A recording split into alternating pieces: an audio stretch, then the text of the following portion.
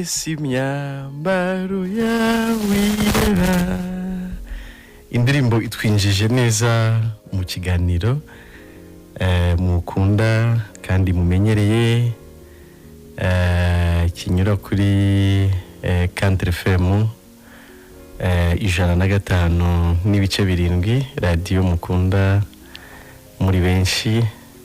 Tunabashimira ko mudukurikira.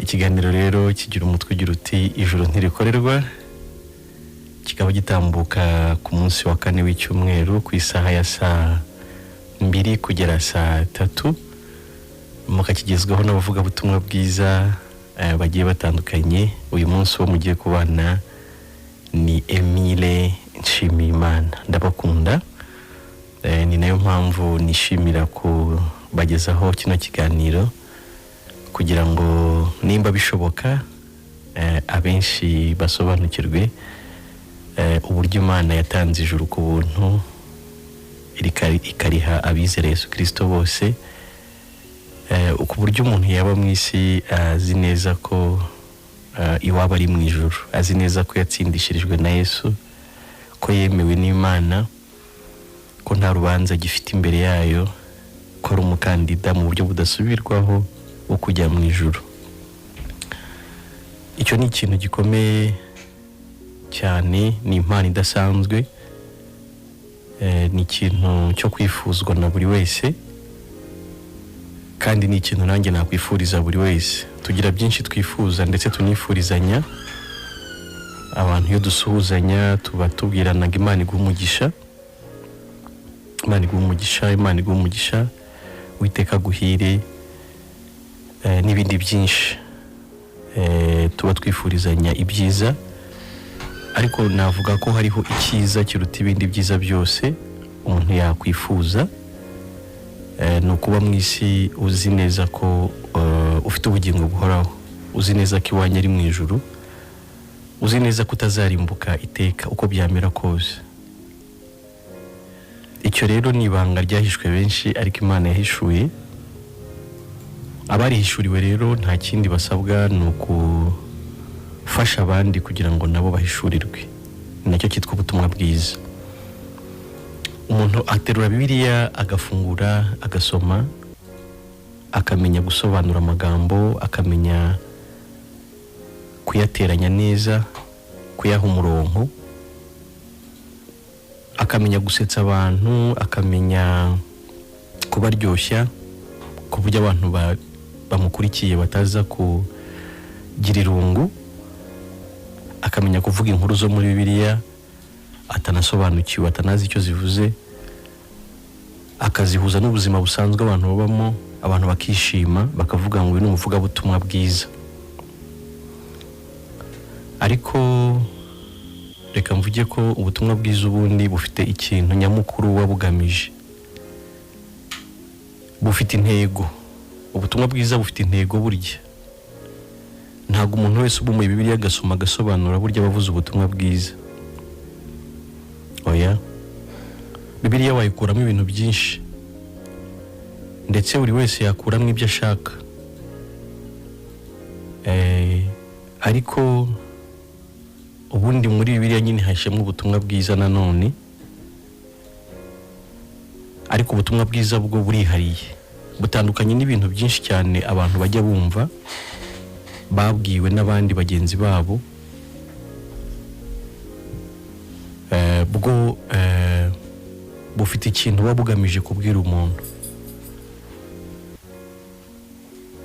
Intego nyamukuru y'ubutumwa bwiza rero ni nayo nifuza ko tuganiraho n'ubundi, ndetse nawe uraza kwisuzuma umenye niba warigeze wumva ubutumwa bwiza cyangwa utarigeze ubwumva. Uraza kwikontorora ugendeye mu byo turi buganire, uraza kumenya niba warigeze wumva ubutumwa bwiza cyangwa utarigeze ubwumva.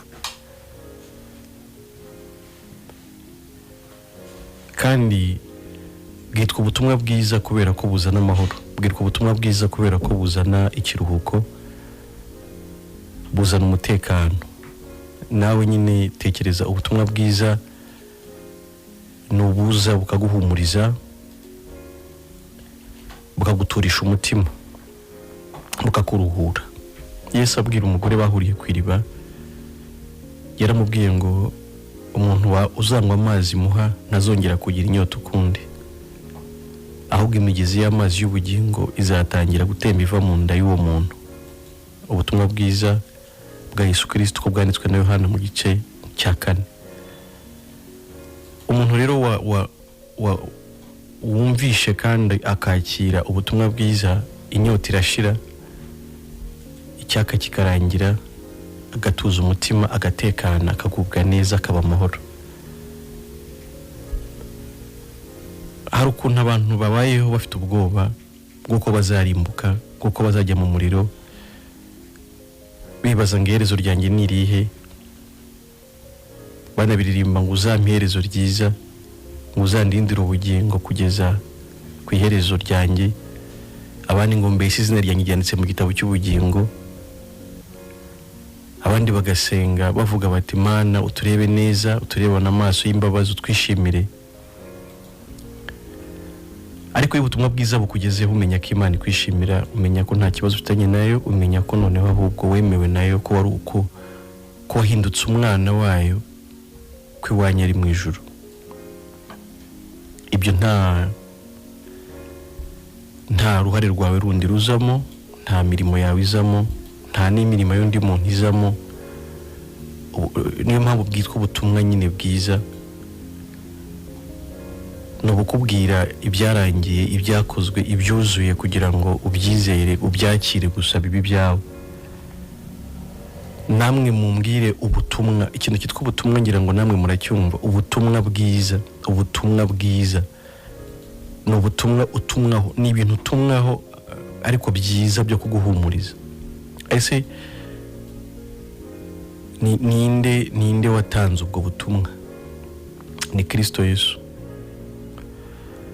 Ubutumwa rero agutumaho akubwira ngo humura, ibyo wasabwaga narabyishyuye, ikibazo wari ufite naragikemuye, umwenda warubereyemo Imana narawishyuye, ibera amahoro.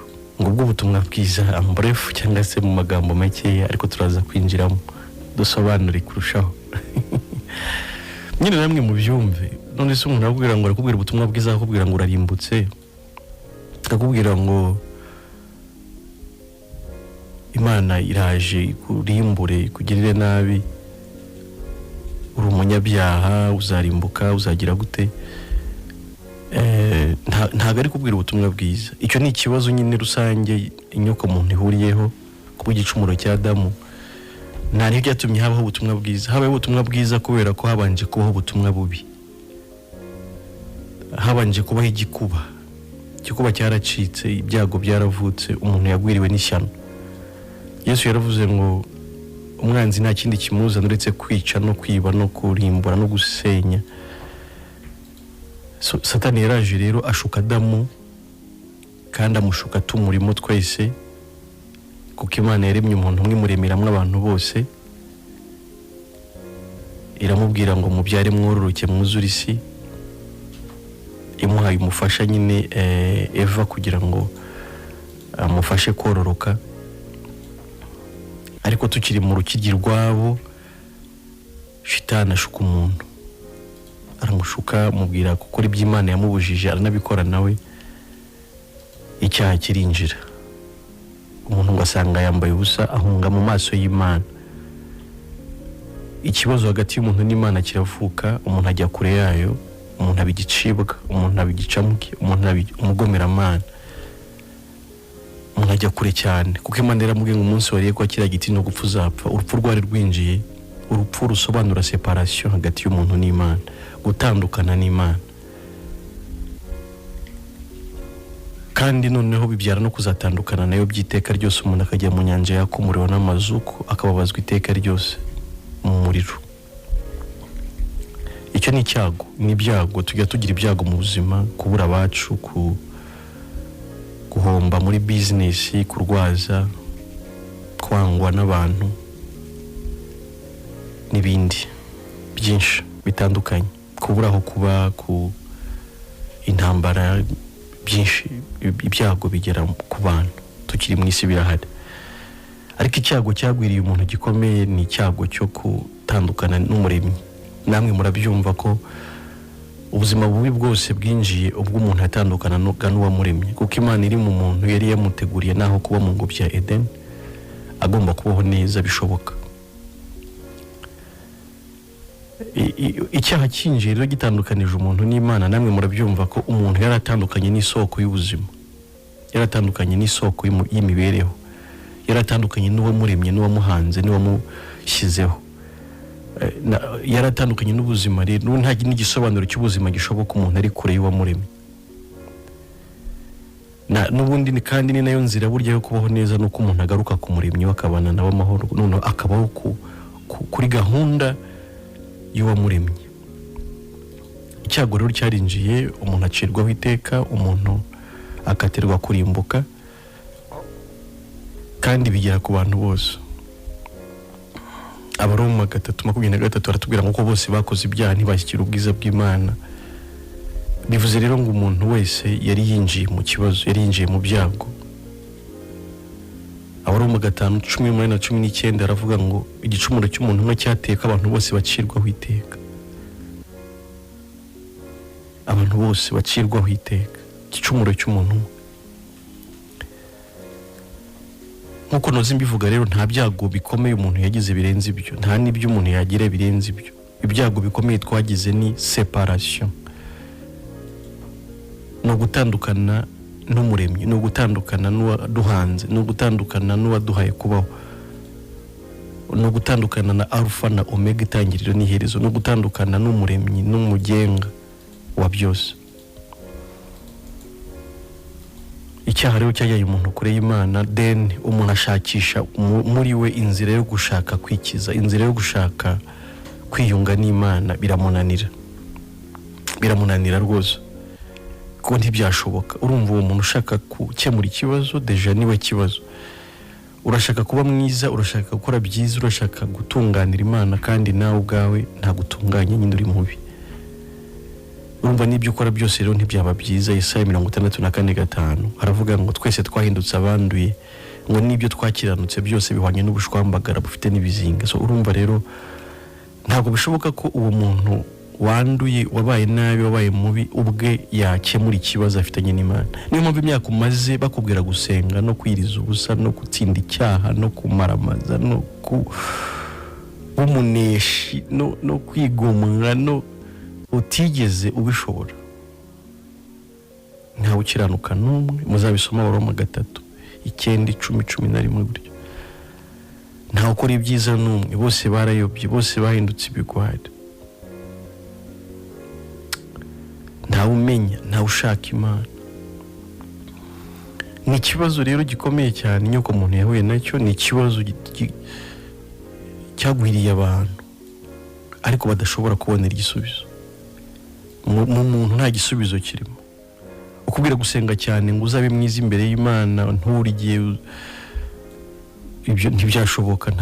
Ntabwo ibyo byakemura ikibazo kiri hagati yawe n'Imana, kuko kamere yawe ntahijya, niyo kibazo. Abaroma 7:15 kumanura. Nifuza gukora ibyiza, ibi bikantanga imbere. Sinzi ibyo nkora, kuko ibyo nshaka atari ibyo nkora, ibyo nanga nibyo nkora. Nifuza gukora ibyiza, ibi bikantanga imbere. Nuko rero ubwo nkora ibyo ndashaka, ndemera ko amategeko y'Imana ari meza, ariko sinjye ukibikora ubwo ahubwo ngo ni icyaha kimbamo. No kuvuga ngo icyaha kiba mu muntu, na nicyo gituma nubwo agambirira gukora ibyiza ariko kubikora nta mbaraga, kimurusha imbaraga. Ngo muri nge ni ukuvuga muri kamere yanjye nta cyiza kimbamo. Niyo mpamvu ibyiza nshaka atari ibyo nkora, ahubwo ibi binanga ngasanga nibyo nakoze. Ngo nuko rero nkora ibyo ndashaka, sinjye ukibikora, ahubwo ni icyaha kimbamo. Amadini yose rero agenda avuka, agenda ashaka buri ryose kugaragariza abantu uburyo batunganira Imana, uburyo baba beza binyuze mu byo bakora. Buriya ni rwo rusobe rw'amadini menshi cyangwa amatorero mubona agenda avuka umunsi ku munsi. Ni umuntu ugerageza gushaka inzira yamusubiza ku Mana, ariko akayibura. Yayiburira hamwe rero agashaka irindi dini. Niko bijya bigenda. Aburira inzira hamwe akavuga ati ariko hariya byakunda.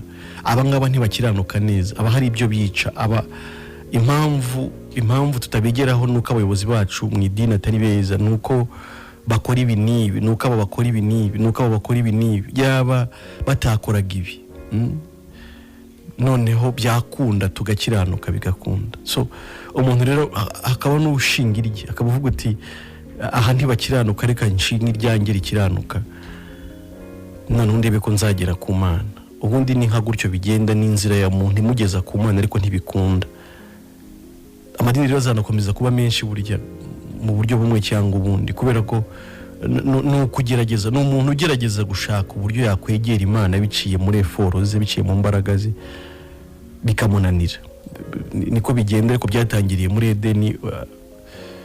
Adamu amaze kubona yambaye ubusa yidodeye ngo ibicocero, yidodeye imyenda mu bibabi by'imitini ariyambika n'ubundi ariko Imana ije arahunga. So n'ubundi rero imirimo umuntu yose agerageza gukora kugira ngo yegere Imana n'ubundi yisanga yambaye ubusa agahunga. Ntago bishoboka, ntacyo bimugezaho. So iyo byangiye hamwe umuntu ajya handi bikangira hamwe umuntu akajya handi. Ari bivuga ngo ngiyewe nzaguma mu rugo rwanjye ntaho nzajya. Abantu bose ntibakiranuka, abantu bose njya mbona ntaho najya.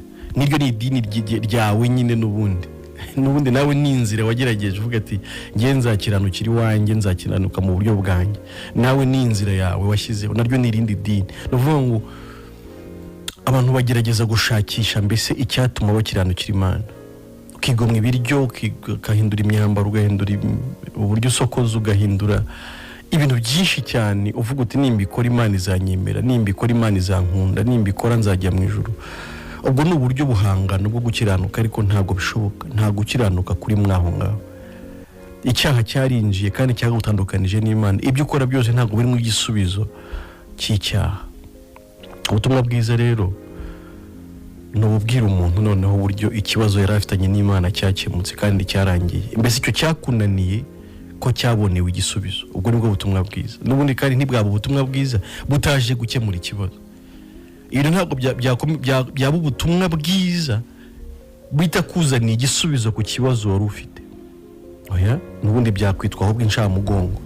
Tujye dutandukanya inshamugongo n'ubutumwa bwiza. Inkuru y'inshamugongo ni inkuru y'ubutumwa bwiza. Inkuru y'inshamugongo ni gutera ubwoba nyine, ni guhamura.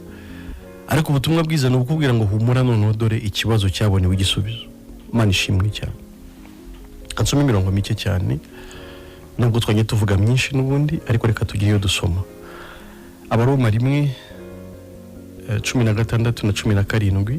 Abaroma igice cya mbere umurongo wa 16 na 17 haratubwira ngo erega ubutumwa bwiza ntibunkoza isoni kuko ari imbaraga y'Imana ihesha uwizera wese gukizwa uhereye ku muyuda ukageza ku mugiriki. Umurongo wa 17 kuko muri bwo ari namo gukiranuka kuva ku Mana guhishurirwa guheshwa no kwizera kugakomezwa no nako nkuko byanditswe ngo ukiranuka azabishwaho no kwizera. Imana ishimwe cyane. Ubutumwa bwiza Paulo aravuga ngo ntago bunkoza isoni ngo ni imbaraga y'Imana ihesha uwizera wese gukizwa uhereye ku muyuda ukageza no ku mugiriki. Mbese uko wananiwe gukizwa mu butumwa bwiza niho haba imbaraga yonyine yagukiza, nta handi ba. Uko byanze ukagerageza bikanga, ubutumwa bwiza bwo urabwumva bukazana imbaraga gukiza. Uko waba uri koze bavuze ngo uhereye ku muyuda ukageza ku mugiriki. Abayuda nk'Abisirayeli, abagiriki nk'abanyamahanga. Natwe turi mu banyamahanga. Uwo ari we wese waba umwisirayeli waba umunyamahanga, ubutumwa bwiza niyo mbaraga yonyine yabasha kugukiza. Wageze ahakwiye rero kuri uyu mugoroba, wageze aho wakirira ni mu butumwa bwiza. Niho honyine wabasha gukirira. Ni imbaraga ihesha uwizera wese gukizwa uhereye ku muyuda ukageza no ku mugiriki.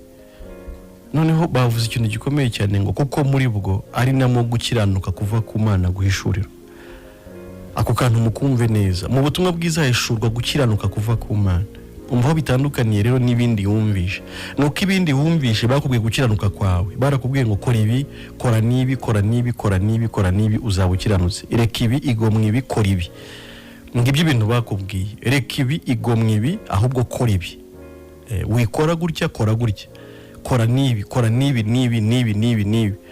Nurangiza ibukore nibi, nurangiza ibukore nibi.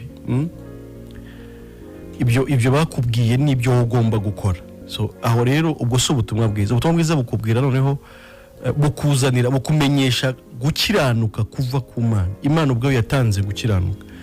Yadushakiye gukiranuka ubwayo. Mu butumwa bwiza rero bahishura gukiranuka kuva ku Mana. Guheshwa no kwizera, kugakomezwa no kwizera. Nta n'ikindi. Ubwako kuzanwa no kwizera ariko kukanakomezwa no kwizera. So urumva rero byose biri mu kwizera gusa nta kindi, biri mu kwizera. Ubutumwa bwiza bugusobanurira uburyo waba umukiranutsi kubwo kwizera, ariko kandi uko kwizera wahawe n'ubundi gukiranuka wahawe gukomezwa no kwizera nta kindi. Mu butumwa bwiza rero hayishukamo gukiranuka kuva ku Mana. Kubera icyo gukiranuka kuva ku Mana nuko ku muntu nta gukiranuka guhari. Mu muntu nta gukiranuka, nk'uko twabitangiriyeho, nta gukiranuka umuntu yifitemo we ku giti cye. So ugukiranuka rero guturuka ku Mana yonyine, mwihereza umuntu kuba umukiranutsi. Ati gute? Imana ibonye ko turaba kurimbuka twese. Imana ibonye ko nta numwe wakira umuriro w'inkazi uzarya abanyabyaha. Imana ibonye ko nta wakiranuka ngo bikunde azajye mu ijuru. Yadushakiye uburyo twabamwe abakiranutsi. Gute rero? Jambo nkuko Yohana muhishura mu gice cya mbere cy'ubutumwa bwiza yanditse, amwita Jambo. Jambo wahoze wahoranye n'Imana, nta cyari mu kitaremwe nawe. Uwo ni Kristo. Yariho mbere na mbere, ibintu byose niwe wabiremye. Uwo rero Jambo, uwo Kristo Yesu, niwe watuzaniye gukiranuka. Niwe wambaye umubiri wacu kugira ngo aturepresente cyangwa se duhagararire, hanyuma akora ibyatunaniye. Ndagisubira mu cyo ngicyo kimeze nk'aho ari cyo rufunguzo rw'ibintu byose. Hejuru yo kumenya ikibazo ufite, ikindi kintu gikomeye ukwiye kumenya ni umurimo wa Yesu. Yesu niwe wambaye umubiri wacu, ariko akaba atari twebwe n'ubundi, akaba yari Imana yambaye umubiri w'abantu. Twebwe iki tugira abantu nyine b'abanyabyaha nuko dukomoka kuri Adamu na Eva. Yesu rero siryo vuko rye yaciye muri Mariya, ariko n'imbuto y'Umwuka Wera yinjiye muri Mariya, umwarasama inda ya Mwuka Wera, anabyara uwera. Rero umuntu gituma uwera uzavuka azitwa umwana w'Isumba byose. Yesu avuka ari uwera nubwo yari yambaye umubiri w'abantu, ariko avuka ari umuri representative, avuka ari uwo kuduhagararira, avuka ari uwo guhagarara mu cyimbo cyacu, cyangwa se umucunguzi. Let's say umucunguzi.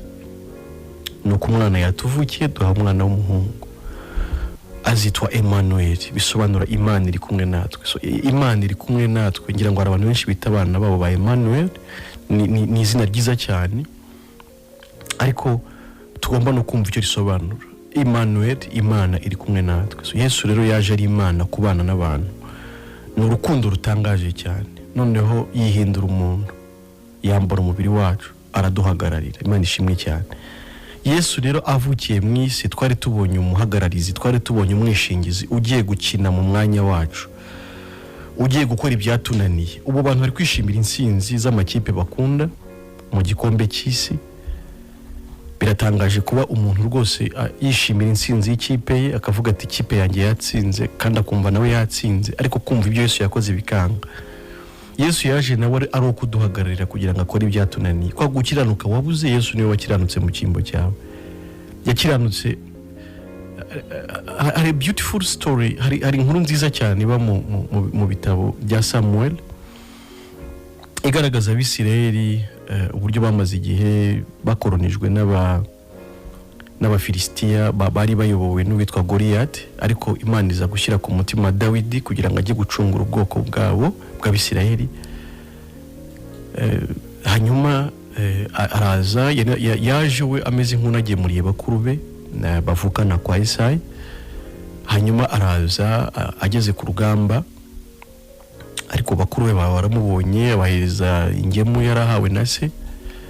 Isi yashaka no kumenya abahungu uko bameze, se ni bazima byose, azagaruka mu amakuru. Ariko Imana ishyira ku mutima wa Dawidi ko akwiye gucungura bene wabo. Araza ku kibazo cyabananiye, hanyuma arababaza ati uriya muntu uri gutuka ubwoko bw'Imana ni muntu ki? Baramusobanurira ko ari Umufilisitiya utarakebwe. Goliath yarahagurukaga akavuga ngo nihagira umuntu uzamuka mu ngabo z'Abisirayeli azarwane nawe, ariko akavuga ngo nadutsinda twebwe Abafilisitiya tuzaba abagaragu bayo, ariko nanjye nimutsinda mwese Abisirayeli muzaba abagaragu bacu.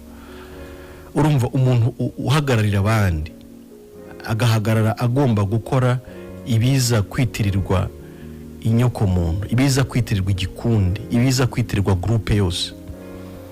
Izo abari inkuru dusoma mu gitabo cya Bibiliya. Nyine Bibiliya abantu bisoma nk'inkuru gutyo, ariko ntabwo nyine ubundi, ariko si inkuru gutyo nyine, ahubwo harimo ubuzima, harimo byose byabaga biganisha kuri Yesu, byabaga bigenura Yesu.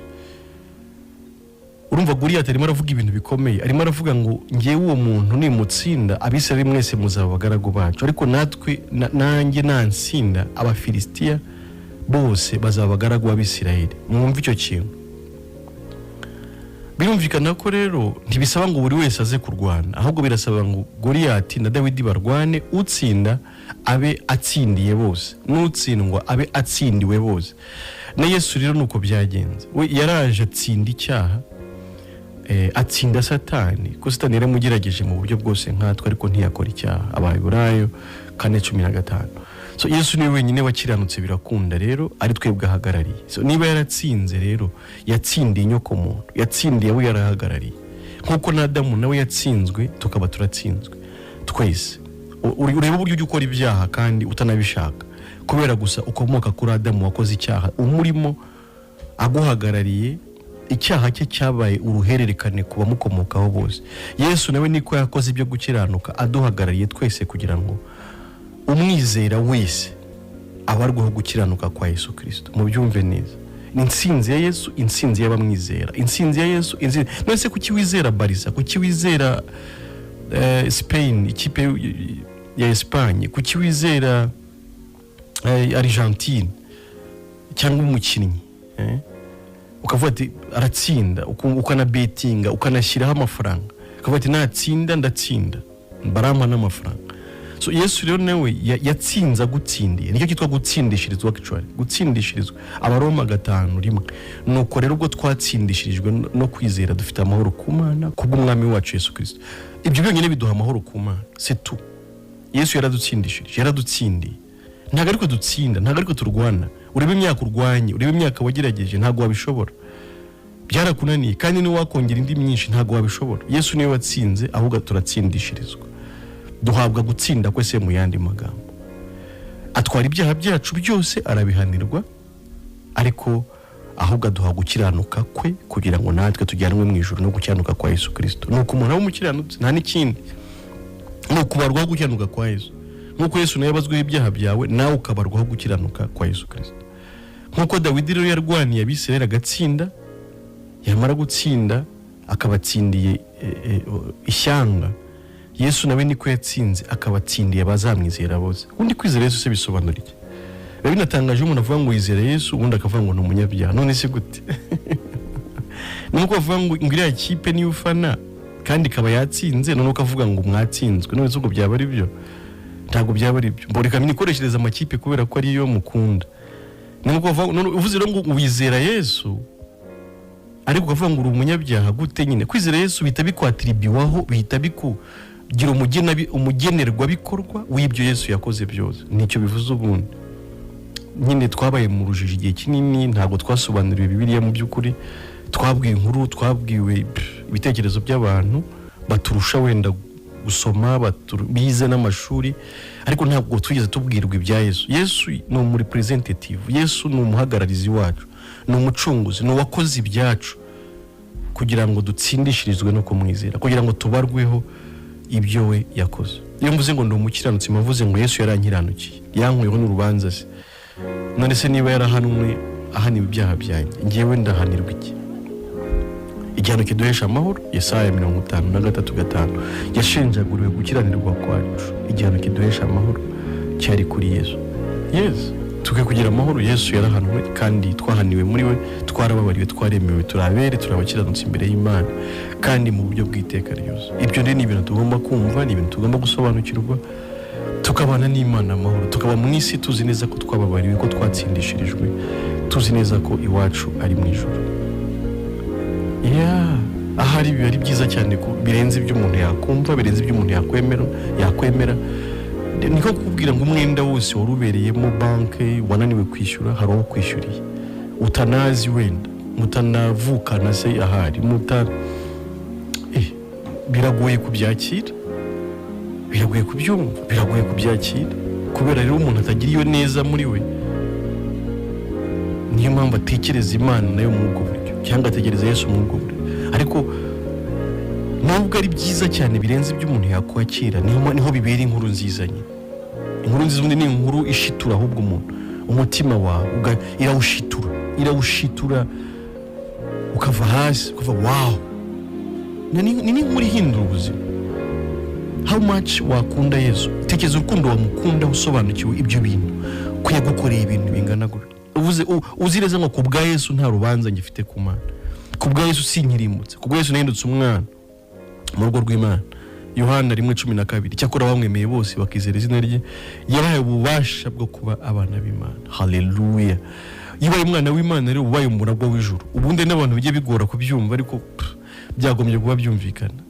Ubundi se wowe ntujye uvuga ko umwana w'Imana, uvuze se ko umwana w'Imana ukaba wumva iwanyu atari mu ijuru, iwanyu haba ari hehe? Imana siba hehe? Uba abana bari kuva, bari mu bizami, abasigaye bari gusoza ibyiciro, bari mu bizami, nibavuye bazata. Abandi baratashye, batashye mu ngo z'iwabo, ntago bagumye ku ishuri, bagomba gutaha baratashye, bagomba kujya iwabo. Ari abatsinze baratashye, ari abatsinzwe baratashye, bagomba gutaha iwabo. So sonship cyangwa se kuba umwana mu rugo rw'Imana bihita bikugira umugenerwa bikorwa w'ijuru, bihita biguhesha kuba mu ijuru ako kanya. Ni ibintu biri automatique. Aho uvutse niho iwanyu, niho utegetswe kuba, niho iwanyu nyine. Kuba rero abana b'Imana bitugira abo mu ijuru automatiquement, nta rubanza tugifite. Yesu yarudukuyeho, twavutse ku Mana, twabaye abana b'Imana, iwacu ni mu ijuru. Ntabwo tubigura, ntabwo tubikorera, nta mwana ukorera kuba iwabo, kuba iwanyu ni uburenganzira bwawe. Umukozi ni ukora kugira ngo yemererwe kuba mu rugo nyine rwahakora, iyo bimunaniye arirukanwa. Nigeze ntanga urwo rugero ndi kubwiriza ahantu, umuntu aranyunganira, aba yumvishe cyane ibintu navuze, ariko ahita anyunganira, ahubwo arambwira ngo n'uwo mukozi yo mwirukanye jya iwawe. Kamonde. So sweet. Ni ibintu byiza cyane, gospel, ubutumwa bwiza burandenga.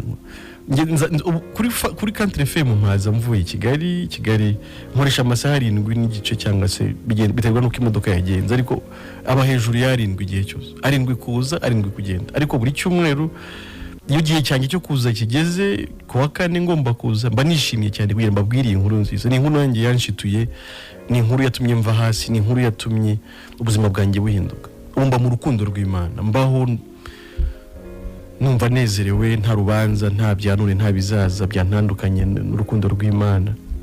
Nawe mba nifuza ko wamera gutyo, mba nifuza ko wagubwa neza, mba nifuza ko waba amahoro. Mwisi hari byinshi bikuruhije, bikugoye, iyo hiyongereho n'urubanza ugendana mu mutima rwo kuzarimbuka. Rero utekereza ubuzima bubayeho, ariko byibura wari ukwiye kuruhuka, ukaba amahoro, ukamenya ko Imana yakubabariye, ahubwo kiri mu ruhande rwawe, kandi nayo kurwanira intambara izo arizo zose.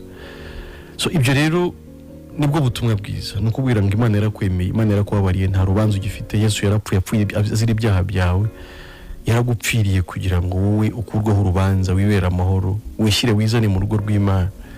Gukiranuka kwe kwahindutse ukwawe, nk'uko ibyaha byawe byagiye kuri we agahanwa, kwari kugira ngo gukiranuka kwe kube ukwawe, nawe uhabwe ubugingo buhoraho bwa Yesu. Yohana 3:16 ni umurongo twigishijwe tukiri abana, kuko Imana yakunze abari mu isi cyane byatumye itanga umwana we w'ikinege, kugira ngo umwizera wese atarimbuka, ahubwo ahabwe ubugingo buhoraho. Nawe rero izera ibyo.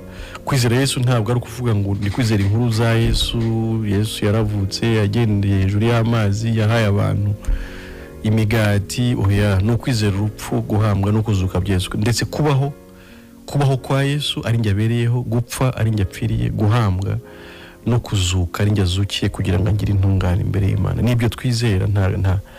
Niyo mpamvu mu Roma 10:10 havuga ngo umutima ni umuntu yizeza akabarwaho gukiranuka, akanwa akaba ariko yatuza akaba arakijijwe. Yes, wizera ibyo Yesu yakoze ukabarwaho gukiranuka kwa Yesu, ukabura umukiranutsi nyine imbere y'Imana mu buryo bw'iteka ryose. Mu kanya gato ndabahereza nimero za telefone zo muri studio muza kumpamagaraho kugira ngo tuganire, kugira ngo we wabuhotse utambutse ishimwe ryawe. Nawe wifuza kubaza kandi ubaze, gusa ababaza ntibajye kure ibyo twaganiriye, badatwara umwanya w'ubusa. Niba utasobanukiwe ukomeze utega amatwi uraza gusobanukirwa. Ababaza mubaze nanone byabafasha n'ibyafasha abandi, atari impaka z'ubusa, kubera ko ibi nyine n'ubutumwa bwiza, ariko ni n'Imana ibihereza umuntu kubyumva. tuba twavuze kubera kwizera kuzanwa no kumva bikazanwa n'ijambo rya Kristo, ariko Imana niyo hejuru ya byose niyitanga nanone kumva no kwizera. Yes, nimero rero ya studio muri buduhamagareho ni 07 iminani yo ni 2 hanyuma 44 21225. Tubibutse ko turi no kuri YouTube, wajya muri YouTube ukandikaho Ijuru Ntirikorerwa TV ugakurikira ibiganiro byacu byose byagiye bitambuka mu bihe byagiye bihita. Niki kizajyaho nko mu minsi 2 muzagisangaho. So umuntu ushaka kudukurikira kuri YouTube yajya kuri YouTube akadukurikira, ariko hagati aho muduhamagare ababasha kuduhamagara tuganira. Allo Country FM. Yes, turabumva muri bande muherereye he? Mwiriwe neza kandi muraho? Ni muri bande? Avugana na Kwizera Olivier hano mu murenge wa Mururu akagari ka Nukoni hano mu bigo bya Kanyinya. Olivier Yesu ashimwe. Ahimbaza. Amakuru yawe se? Amakuru meza. Urakomeye? Akunda shima Imana. Noneho tubwire rero icyo wifuza kutubwira.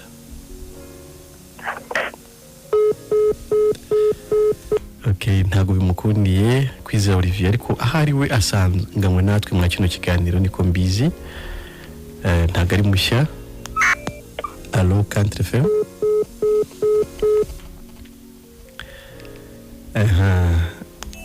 Allo Country FM. Okay, mukomeze mugerageze, ziri gucamo rwose biraza gukunda turavugana.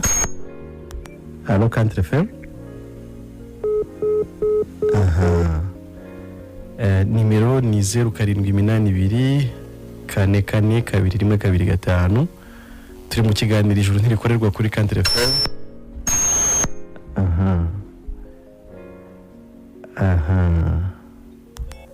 Allo Country FM.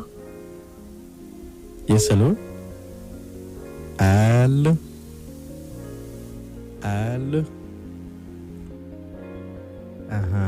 Mukomeze mugerageze dusangire ikiganiro. Mukomeze mugerageze dusangire ikiganiro. Allo Country FM. Allo. Allo Country FM. Allo. Twakwakiriye ninde tuvugana? Ni Yesu ashimwe muvandimwe. Yesu ahimbazwe. Narindi kubakurikirana nitwa Ntakirutimana Jean d'Amour. Yego Jean d'Amour. Ndi mu karere ka Rutsiro. Yego rwose. Ariko ubundi aho nkunda gukorera ni ku Muyumbu, mba ku Muyumbu. Warwamagana? Warwamagana. Amakuru Jean d'Amour? Amakuru ni meza, turabumvise n'umudamu w'abandi turanezerewe. Yego rwose. Nawe arimo arakira ubutumwa bw'ubuntu. Yego musuhuze cyane. Ni ukuri ni byiza, natwe twari twahoze dusoma mu Baheburayo igice 10 bafaho no mu gice cya 11 twari turi gusoma, natwe twabonagamo ubwo butumwa bwiza nk'ubwo ngubwo bwo gutsindishirizwa. Yego rwose. Mbega turanezerewe kandi n'abandi bavandimwe bumva ikiganiro nabo bumve ko Yesu akiza kandi nta rubanza ruri ku muntu wese watsindishirijwe na Yesu. Amen. Ariko telefone ntabwo numva neza. Twe turakumva ariko nta kibazo. Uwo mubyeyi umusuhuze cyane. Uwo mubyeyi muri kumwe umusuhuze cyane. Ntabwo ndi kumva. Mwe ntabwo mutwumva ariko twe turabumva kandi.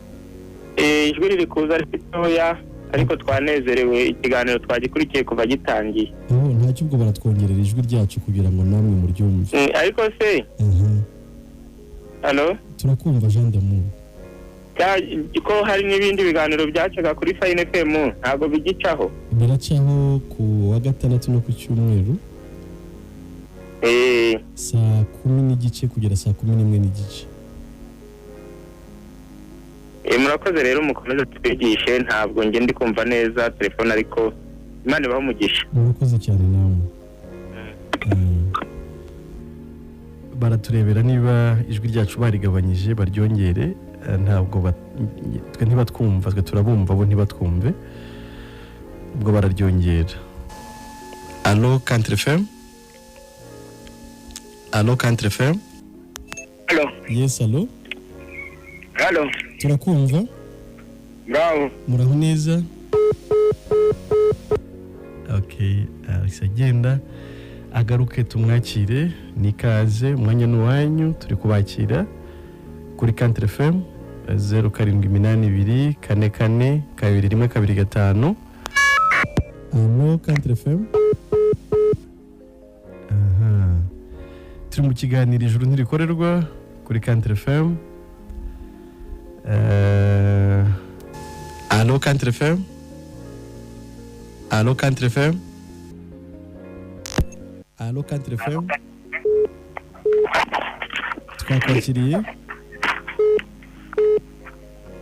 Twakwakiriye. Allo. Cyakindi. Allo Country FM. Allo. Allo Country FM. Allo. Allo Country FM. Cyane cyane abakurikiye ikiganiro mutubwire icyo mwungutse mu kiganiro.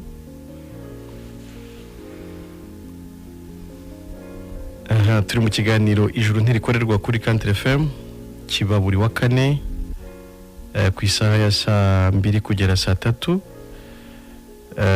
Mu duhamagare abakurikiye ikiganiro abo twabanye kugira ngo mutusangize ibyo mwungutse cyangwa n'ikibazo mushobora kubaza kijyanye n'ibyo mutasobanukiwe mu kiganiro cyatambutse. Turahari kugira ngo tubafashe gusobanukirwa. Abifuza kujya mu ijuru, Imana ritangiye ubuntu muri Kristo Yesu. Imirimo yacu si duhesha ijuru, ahubwo umurimo Yesu yakoze niwe wonyine uhesha umwizera kuba umukiranutsi ndetse no guhabwa ubugingo buhoraho. Ubwo rero nibe turi kuganiraho. Abadukurikiye mwifuza kudusangiza ibyo mwungutse ndetse no kubaza, umwanya n'uwanyu. Murahamagara kuri 0782 44 21225 kugira ngo dusangire ikiganiro. Allo Country FM. Allo Country FM. Allo. Allo Country FM. Allo Country FM. Twakwakiriye. Allo Country FM. Kuri Country FM. Allo Country FM. Allo Country FM. Allo. Avugana na Byiringiro David. Yego Byiringiro. Nakuye ikiganiro cyanyu. Yego Byiringiro. Nakuyemo ibintu byinshi. Ni icy'ingenzi. Icy'ingenzi wakuyemo? Nuko ijuru ridakorerwa. Yes, ni iki kizari guhesha?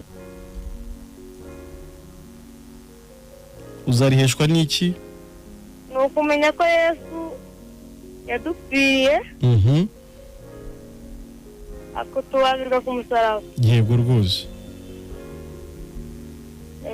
Byiringiro, ubu se ko mu ijuru hazajya abakiranutsi wumva uriwe imbere y'Imana? Umutima ntabwo unshyira urubanza. Kubera iki? Kubera ko numva ndi umukiranutsi. Nyine ni iki gituma uri umukiranutsi imbere y'Imana? Nta ntungane ibaho. Nta ntungane ibaho. Wowe uzabayo gute rero? Wowe uzajya mu ijuru ute Byiringiro?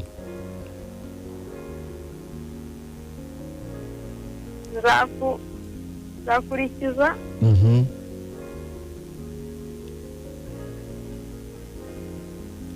Byiringiro. Zakurikiza kwizera kwa Yesu. Uzakurikiza kwizera Yesu. Yes, uzamwizeraho iki kiguhesha kujya mu ijuru? Zamwizera kuko yampfiriye. Kuko yagupfiriye. Nibyo nubwo uri bikura kure, ariko ubundi icyo twizera kitugira intungane ahubwo ni ukwizera ko ibyaha byacu nyine twabikuweho bigashyirwa kuri Yesu akanabihanirwa, tugasigara nyine turi intungane cyangwa turi abere imbere y'Imana. Intungane, umukiranutsi, umwere ni umuntu Imana itabaraho icyaha, kandi igituma Imana itatubaraho ibyaha ni uko ibyo byaha yakatubazeho ari byo Yesu yazize. Yego Byiringiro, ugira ijoro ryiza. Twari guhabwa ni Yesu wagihaye. Amen, amen. Ubwo twahindutse iki? Twahindutse Iki ubwo? Niba igihano cyacu cyaragiye kuri Yesu, twahindutse iki imbere y'Imana? abana bayo. Abana b'Imana, abakiranutsi, abera, abantu Imana itabaraho icyaha. Ugira ijoro ryiza, ujye ugomeza ukurikira ikiganiro buri wa kane saa 2 kugera saa 3. Yego. Urakoze cyane. Urakoze. Nawe urakoze. Yego, tumushimiye Imana Byiringiro rwose yakurikiye ikiganiro. Hari n'ibyo yabashije kumva, azakomeza kumva n'ibindi kandi. Allo Country FM. Allo Country FM. Hello. Yes, twabakiriye. Ninde tuvugana?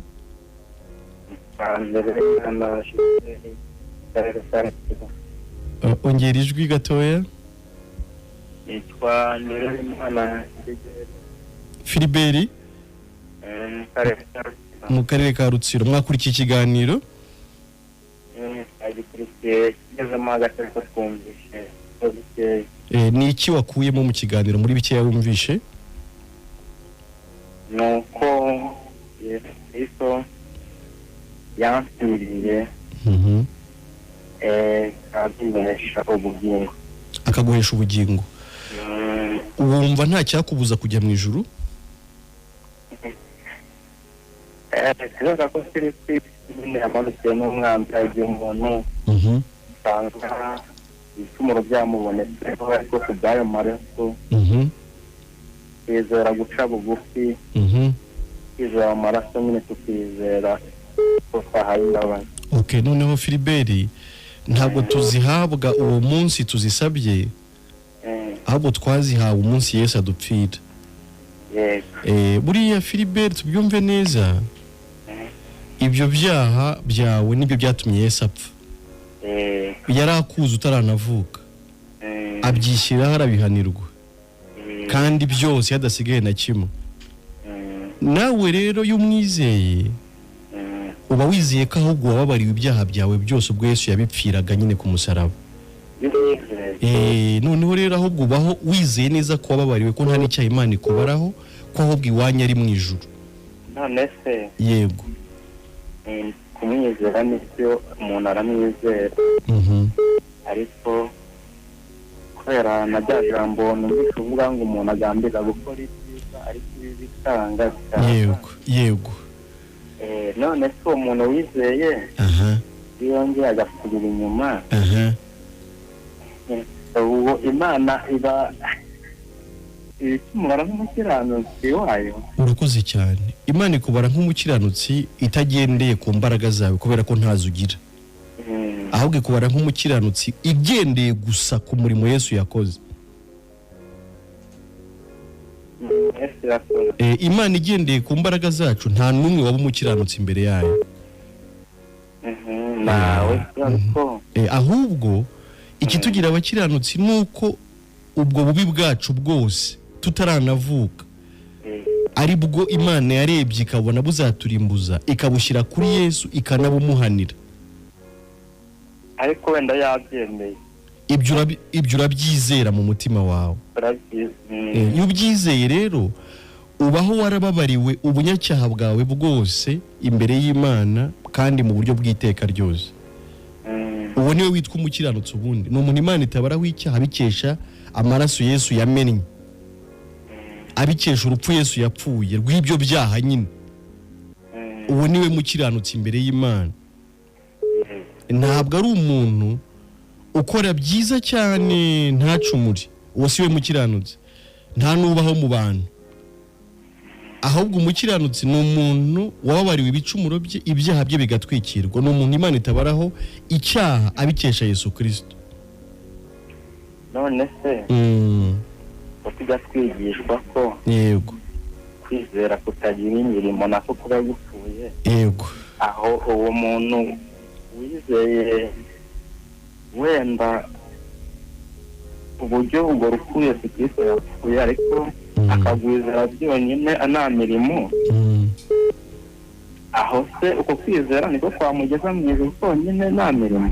N'ubundi rero imirimo ituruka ku kwizera ntabwo ari itugira abera kandi ntiyanabura nyine nk'uko no kwa Adamu dukomoka twahakuye imbaraga z'icyaha n'imirimo yabyo ikagaragara, niko wizeye Yesu ubarwaho gukiranuka kwe, ariko n'imirimo yo kwizera iragaragara uko byamera kose.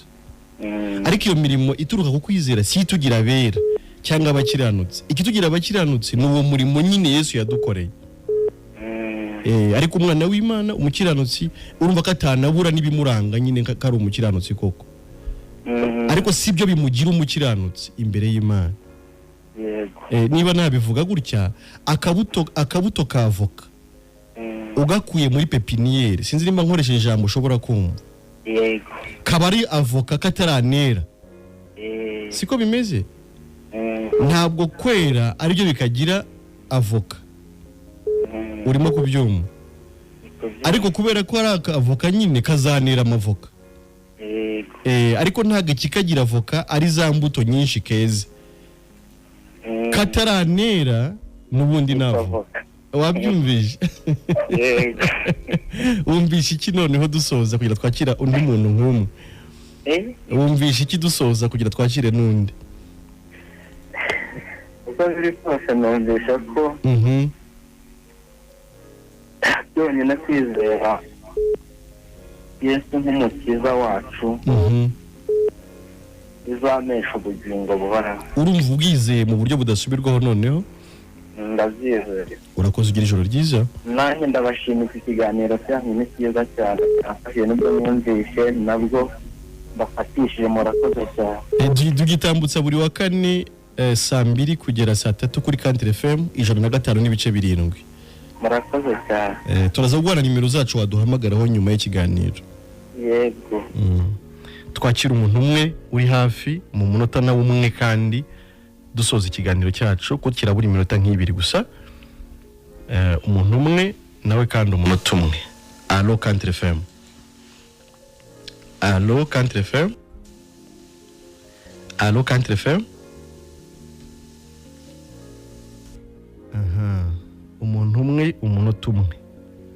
Okay, turasoje. Mwakoze cyane kudukurikira. Mwari kumwe na Emile Nshimiyimana, umuvuga butumwa bwiza bw'ubuntu bw'Imana. Mwakurikiraga ikiganiro ijuru ndikorerwa kuri Country FM 105.7. Tubamenyesha ko mwakomeza no kudukurikira kuri YouTube channel Ijuru Ntirikorerwa TV. Ku bantu bakoresha YouTube mujyeho Ijuru Ntirikorerwa TV, mukurikira ibiganiro byacu byose. Ibyatambutse n'iki muzagisangaho mu minsi 2 kizaba kiriho. Kandi uwifuza kujya kuri WhatsApp group kugira ngo nabo komeje gusobanukirwa, yatwandikira kuri 0784 4257. Iyo nimero ni nayo wahamagara ushaka ko tuganira birambuye, wayimpamagaraho nyuma yo kuva muri studio tukaganira. Amahoro y'Imana abani n'abakiranutsi bayo aho bari hose ku isi, none n'iteka ryose ku bwa Yesu Kristo umwami wacu. Amen.